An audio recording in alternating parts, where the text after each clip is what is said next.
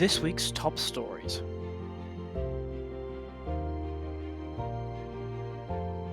BESA welcomes Adrian Hurley as new president. The Building Engineering Services Association has named Adrian Hurley as its new president for 2024/2025. Adrian has been involved with BESA since 2019 when he joined the council as the elected representative for Wales.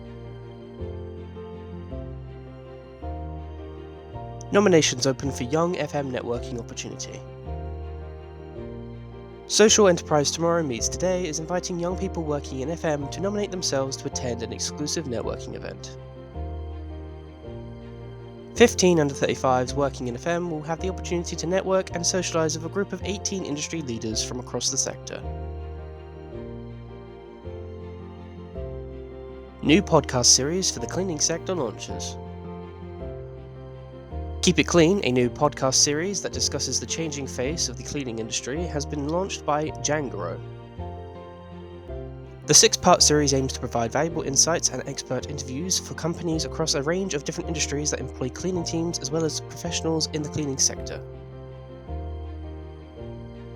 For all the latest facilities and workplace management news, read more at TWinFM.com.